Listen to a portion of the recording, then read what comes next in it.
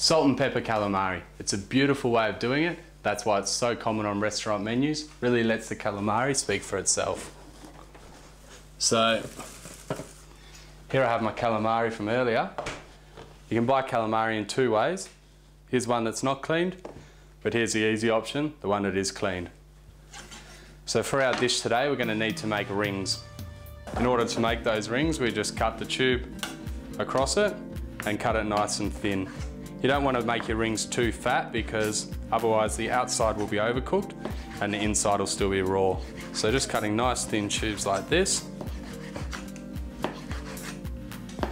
Generally one tube will be one portion as well. And making sure you cut through it so they're not connected to each other.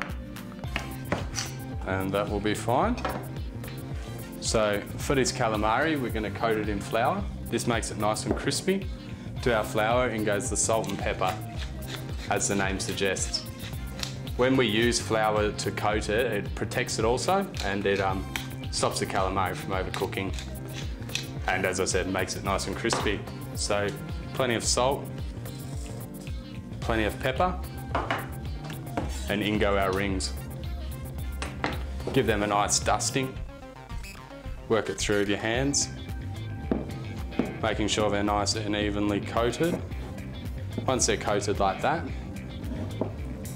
just take it out. It's important to shake off all the excess, otherwise all that extra flour goes into your oil and it burns it and it taints the flavour. So now, we'll just test our oil. We'll make sure it's hot enough. So once again, away from yourself, and that's frying up absolutely beautifully. So in we go, just get them in, working it around with your tongs, making sure the oil is quite hot because you want it to cook really quickly. Get a nice colour on it. We're getting close now.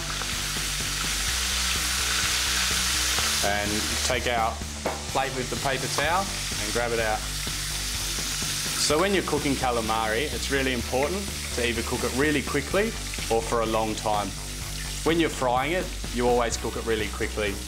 The only time you would cook it for a long time is if you were doing a seafood braise or something like that, or a soup with calamari in it, then it's okay because of the, it'll all break down and be tender. Anywhere in between that will result in hard, tough calamari, which I'm sure you know all about. So just our second batch in now. Work it around with the tongs.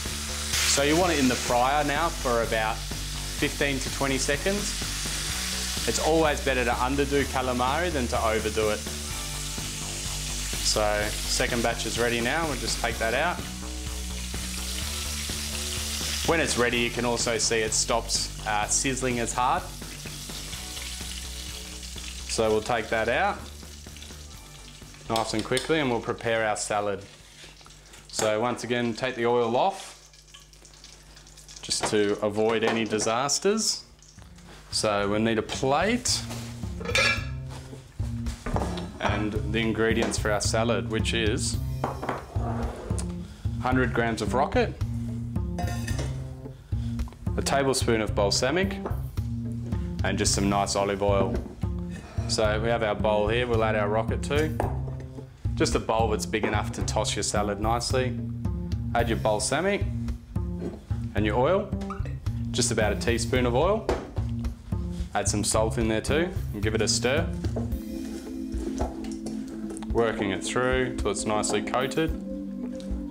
So now you add that to your plate.